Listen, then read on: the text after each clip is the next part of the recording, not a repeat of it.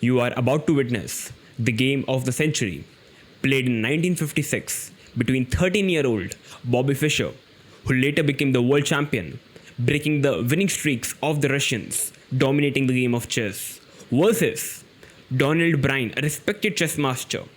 And this game was played in the prestigious Rosenwald Memorial Tournament held at the Marshall Chess Club in the New York City. And you ask me what's so special about this game that this game was known as the game of the century? Well, let's keep it a secret. By the end of the video, you'll get to know everything about this game, why this game deserves to be the game of the century. So without wasting any further ado, let's begin. So, Bobby Fischer playing with the black pieces versus Donald Byrne. Donald Byrne is playing with the white pieces, a very strong player at that particular time. We have one knight f3, the ready opening. Bobby Fischer replied with knight to f6.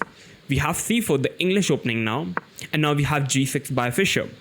Knight c3, bishop g7, d4. Suddenly we have the King's Indian by black. White played the Queen's Gambit, and now black is playing the King's Indian defense setup with the black pieces. Short castle, and now King's Indian defense is an opening which is particularly a favorite opening of Bobby Fischer from his childhood, later till he became the world champion. Throughout his life, he's having this particular opening, and he even said that you can play like first 4 moves the same. It doesn't matter how white replies to it. Black is having absolutely fine possession. You can play these first 4 moves. That's absolutely fine. So after castle up, we have bishop to f4 by Donald Byrne. So now, fundamentally speaking up, it says that white should push the pawn in the center by playing the move e4. Makes sense as the pawn is protected by the knight, and now white is having a complete control of the center. And this is exactly what happens in the King's Indian defense opening. Black plays d6. Black is having a very fine possession. White is having a complete center control, and now black's idea is to somehow, definitely white is having a fine center control, but at the same time these pawns can also become a weakness at a certain point. So white needs to be particular about how he is going to continue the game. Whereas Byrne decides to continue the game with a bit logical aspect, which is bishop to f4, simply developing the pieces, developing the minor piece. And now we have d5 by Bobby Fischer. He decided okay, white is not really having the pawn on e4, let me strike in the center with the pawn on d5. And now suddenly we have the Grunfeld defense with the black pieces, where black strikes in the center with the move d5. After d5, white decides to play the move queen to b3, and after queen b3 we have the Russian system, particularly this is known as queen to b3, where after queen b3 Bobby Fischer decides to capture the pawn on c4. It makes sense, you are capturing the pawn on c4, and after queen c4 many things are happening up. So basically black took the pawn on c4 to make the queen on c4 a bit vulnerable. So after maybe c6 b5, sorry about that wrong arrow, after b5 black can basically put more pressure on the queen on c4. And white is also having the advantage because you see now there is no pawn on d5, so white can push the pawn to e4, having a complete control in the center, which makes a lot of sense. So after queen c4 we have c6 by Fischer, because you see the c7 pawn is currently hanging. So c6, and now we have the move e4 by Donald Byrne. e4 simply taking control of the center. Now the idea could be to simply develop the bishop and castle up. White is having absolutely fine possession. Fischer decides to develop the knight first, and now we have the move first rook to d1, putting the rook on the same file as the queen, which makes a lot of sense.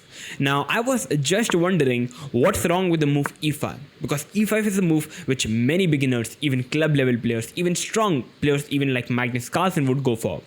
After e5 we simply attack the knight on f6. So basically now after e5 many strong players would consider to play the move knight to b6, attacking the queen. The idea is simple, if you capture the knight, I can capture the queen. But in this particular position, white can actually go for capturing the knight, and this is a position that you must know, because after e cross f6, we capture the queen, and now white captures another piece. And now you see white's idea is to simply capture the rook. So black is kind of forced to capture the pawn, and now after bishop cross knight, you will see white is having 3 minor pieces for a queen, which is a very good position for white. And believe me, don't try it at home, only try it at the tournament, because you will simply understand in the tournament why this position is so easy to play with the white pieces. And to be true, engine is saying it's white is having a slight advantage with plus 0.6, but believe me, white is completely winning in this position. Going a bit back, that's the reason black should play the move knight to d5. Idea is particularly simple. We are simply centralizing the knight, attacking the bishop at the same time. After knight cross d5, c cross g5, it looks like black is simply losing a pawn. But after queen d5, we are having knight cross e5, the intermezzo move. You see, you can't really capture the knight because the bishop is defending it. And if you try to capture the knight, the queen is also hanging on d5. So you have to go for capturing the queen on d8. But after knight cross f3 check, gf3, queen rook d8, white is having a bad pawn structure, the material is even, black is going to win a pawn with a completely winning position. That's the reason queen d5 would be a blunder. White is forced to go back with the queen, and it still looks like white is having a perfect fine position. All the pieces are developed. White is having more space in the center thanks to the pawn on e5. And I was thinking, okay, let's play e6, but e6 would be a wrong move because after bishop e2, you see white is having more space. The pieces can easily be developed, whereas black is still struggling with developing the pieces on the queen side. That's the reason after queen b3, black should play the move queen to b6. And the idea is very particular. For example, if white goes for capturing the queen, we can simply capture it back with the knight, developing the bishop and then pushing up the pawn to e6. And now you see black has developed all his pieces and black is absolutely fine. And if white once again goes for capturing the pawn on d5, we can simply capture the pawn on b2, attacking the rook. The rook have to move, and after knight b6, attacking the queen. Once again, the idea still remains the same. We are going to develop the bishop on the next move, close the position with e6, and you see the d4 pawn is weak, and it's already better for black. So that's how you should continue the game if white plays the move e5. Still, e5 would have been a very interesting move, though we have a bit more flexible move in the position with rook to d1. Knight to b6, attacking the queen. The queen goes to c5, and now we have to move bishop to g4 by Fischer. Once again, simply following the development, the basic fundamentals, developing the bishop and also attacking the knight. And here, a normal move in this position would have been to play the move bishop e2, castle up, sorry about that wrong arrow once again, castle up, and white is once again having an absolutely fine position. But Donald Byrne was having something different in his mind. He decides to play the move bishop to g5. And you can see the bar already. After bishop g5, first of all, you are simply moving the same piece twice. I believe Donald Byrne wanted to push the pawn to e5, attacking the knight. And the moment the knight moved, he wanted to capture the pawn on e7. But what he missed was something insane, which is definitely not easy to spot because it requires calculation. If you want to calculate, if you want to think the right move in the position which was played by Fischer, try to pause the video. I'm going to give you 3 seconds. 1, 2, 3, and here we go. The Brilliancy, knight to a4, which is absolutely stunning, attacking the queen. And basically after, like, the queen is hanging, and basically you can simply capture the knight. So in this particular position, white is having 2 options. White can either go for capturing the knight, or white have to move the queen. That's it. For example, in the game we had the move queen to a3. What happens if white simply goes for capturing the knight? What's happening? After capturing the knight, you see the knight has kind of lose his focus from the pawn on e4, because now the pawn is undefended. So black can finally chop off the pawn on e4. And after knight e4, the queen is attacked. And surprisingly, the queen is not really having any square available to defend the bishop on g5. So in this particular position, once again, white is having 3 options. White can either capture the pawn on e7 with the queen, with the bishop, sorry about that wrong arrow, with the bishop, or white can simply go back with the queen to a3. First, discussing with queen a3, simply going back with the queen, black is simply going to capture the bishop, knight cross bishop, and after bishop cross rook takes. You can see black is having a rook for the 2 minor pieces, but white's king is extremely weak, and black is completely winning. Queen a3 would be a bad idea. If white goes for capturing the pawn on e7 with the queen, black is first going to capture the bishop with the intention of simply capturing the queen. So once again, white is having 2 options: to capture the queen or to capture the knight in this position. If white goes for capturing the queen, we are going to recapture it back. White have to capture the knight. Check first. Check, a very interesting move. You can definitely go for capturing the rook, but after rook e8 check, like if you get the bishop, I can take it. You have to move the king, and after rook takes pawn, once again the rook is hanging, the knight is hanging. You play the bishop, but after simply takes, I'm an exchange up with a completely winning position. So that's why going back in this position, capturing the queen would not be a great idea. If the queen goes for capturing the knight in this position, black can first once again can give a check. Once again, white is having two options to either get the bishop or to move the king. If in this position, if white tries to move the king, we can simply capture the knight finally. I'm simply threatening to capture the queen this time, so you have to forcefully capture the queen. I can get my all the rooks into the game. You have to capture the bishop, and once again after rook takes pawn, it's a check. I'm going to capture the knight on the next move with a completely winning position because white's pawn structure is extremely weak and I'm completely winning. So that's why going back, king d2 would be a bad move. If white develops the bishop on e2, black can finally capture the queen. After knight takes, simply bishop takes. You see, the rook is hanging, you have to move the rook, but after bishop g4 check, it's a check, and you lose the knight. You would be a piece down with a completely winning position for black. So that's exactly what happens if white goes for capturing the e7 pawn with the queen. If white goes for capturing the pawn on e7 with the bishop this time, after bishop cross e7, black can simply chop off the queen. White is forced to capture the queen now, and here simply knight cross a4. And you can already understand, like in this particular position, the bishop is hanging, the bishop have to go back. But after the moment the bishop goes back, I'm having some checks available. I can capture the b2 pawn, the d4 pawn is weak, I can capture the knight in this position, ruining up white's pawn structure, and black is completely winning. That's why knight cross a4 would not be the best idea in this position, and white actually found the best move, which is queen a3. Capturing the knight would be a big blunder. You can understand how far Fischer actually calculated. After queen a3, we have the move knight cross e3 finally. And you see, once again after knight cross e3, the e4 pawn have been weakened up. We have b cross e3 fourth move, and simply knight cross e4. Black is simply a pawn up. And after knight cross e4, we have bishop cross e7. It's kind of a forced option because black's idea is to simply capture the bishop. You have to capture the pawn on e7, and it once again looks like, okay, the queen is attacked, the rook is attacked. Still, white is looking a fine position. We have queen to b6 by Fischer, once again a good move, and now bishop to c4 by Donald Byrne. It looks like what's wrong with bishop cross f8, but after bishop cross f8, the queen is attacked. Definitely white is an exchange up, but the moment the queen goes back, I can simply chop off the pawn on c3.